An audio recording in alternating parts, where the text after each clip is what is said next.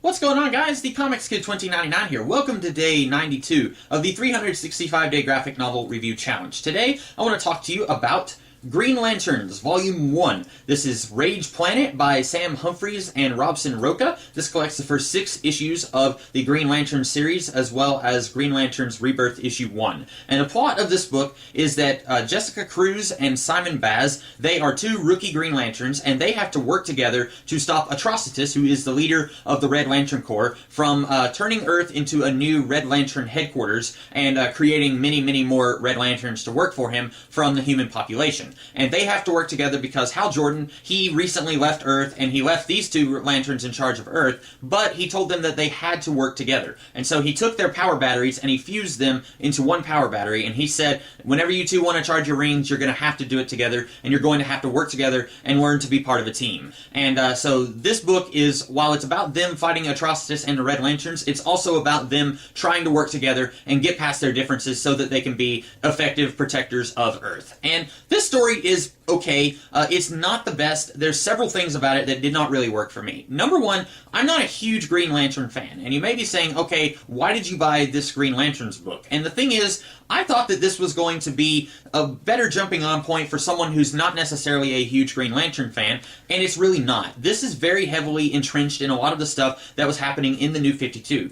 For example, both of the protagonists here are both from the New 52, and so that's a big diss against this book already. It's really not working for me because I didn't read any Green Lantern stuff from the New 52. I barely read any Green Lantern stuff from before the New 52, and so I feel like if this book really wanted to get someone like me interested in it, it had to do a better job of getting us through what's going on here. I feel like it expects me to know more about what was going on in the series before this book. And it's not extremely difficult to follow, but it's also not as much of a clean break from everything that came before as I would have liked. Also, the bad guys are the Red Lanterns. I don't really care about the Red Lanterns. I don't like this idea that the Green Lantern Corps can only fight bad guys who are part of some other colored corps, like the White Lanterns or the Black Lanterns or the Red Lanterns or Yellow Lanterns. I don't like that. I miss the days when the Green Lanterns could fight other enemies who are not part of insert whatever color here corps. I don't necessarily have to have every color known to humanity be a corps that the Green Lanterns fight.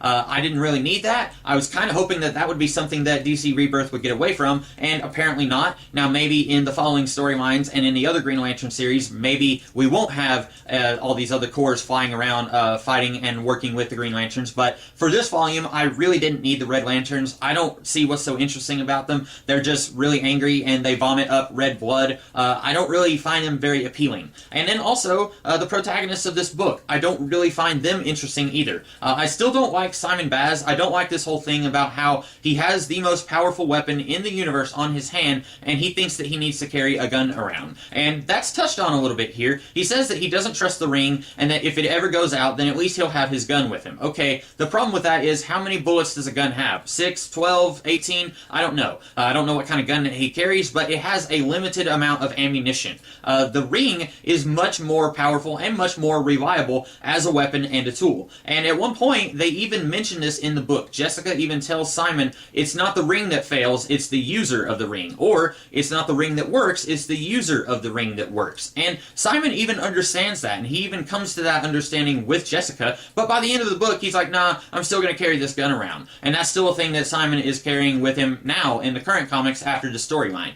And neither of these characters are awful characters. I don't hate either one of them, I just don't find them to be very interesting.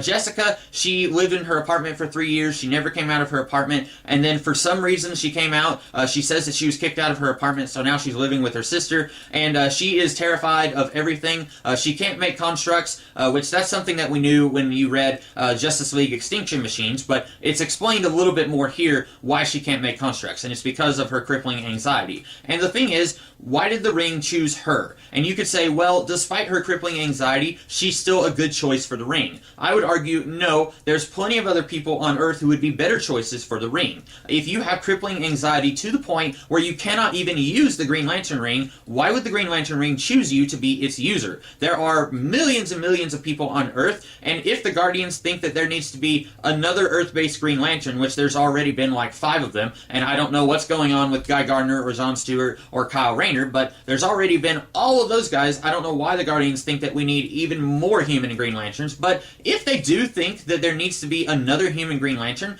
I would think that the ring would go to the next best qualified person who can actually make constructs. And it's interesting getting to see these two Lanterns who both have pros and cons about their approach to being Green Lanterns. At one point, Jessica says she's all anxiety and Simon is all impulse. That's a good approach to this series, having these two characters who approach this very differently. It's kind of sort of like the X-Files in a way, how you have these two characters who are friends with each other sort of, and they're trying to work together, but they've also got a lot of issues to work out before they can actually be buddies. That's a good idea. The problem is, I don't buy that the Guardians would send this ring to somebody who is so completely not worthy of the ring. And I don't mean personality. I'm sure Jessica's a nice person, I guess, but she's physically unable to use the ring. And that seems like a huge problem to me. What if somebody dies because she's not able to create a construct? That's really weird.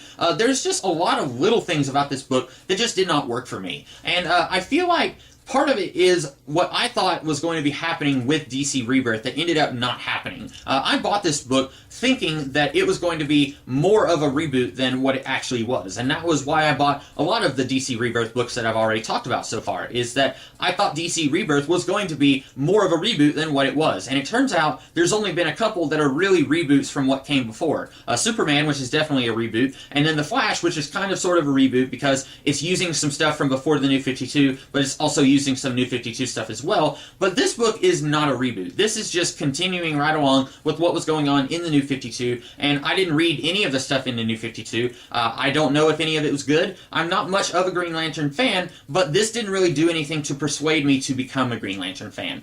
So while it's not a bad story, like a lot of the ones that I've talked about already, it's not bad, it's also not very good. And I don't really have any reason to keep reading this, unfortunately. And that sounds really harsh, but when I was reading this, I just wasn't enjoying myself. I found very little here that was worth my time. So that's all that I have to say about Green Lantern's Rage Planet. I hope that you guys liked this video. If you like this series, let me know why in the comments below. And if you did like this video, be sure to like, share, and subscribe. And I will be back tomorrow with a different video. In the meantime, you guys have a great rest of the day. Catch you later.